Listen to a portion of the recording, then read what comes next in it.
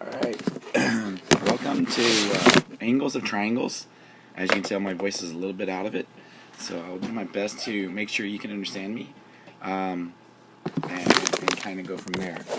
Anyways, today you will apply the triangle sum theorem, and today you will apply the exterior angle theorem. I'm just going to give you a couple examples, and then let y'all go from there, and we'll talk about this more in class, okay?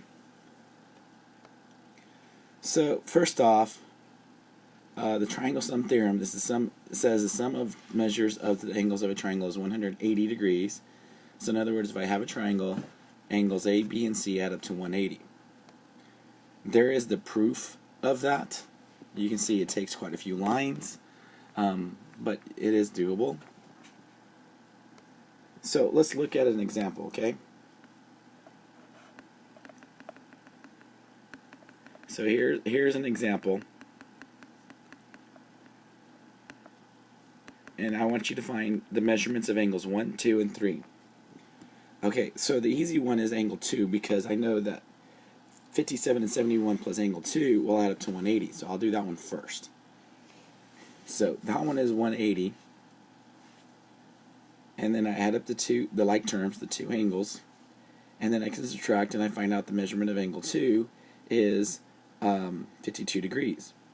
Now, you should recognize, this is where you got to be a little careful. Like, if you look at angle 1 and angle 57, they're a linear pair. So that means then that those two add up to 180. You have to recognize things like that. And so I can subtract 180 by 57, and I get that angle 1, even though I didn't draw it very well, is 123 degrees. Or just the measurement of angle 1 is 123.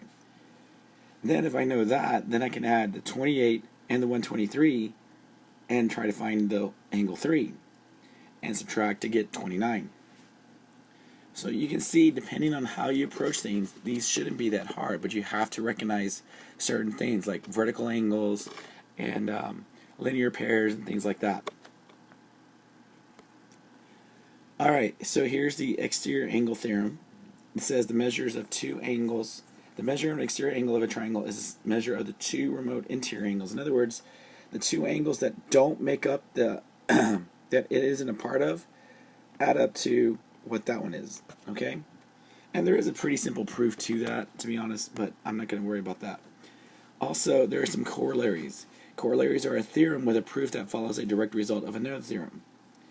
As with a theorem, a corollary can be used as a reason in a proof.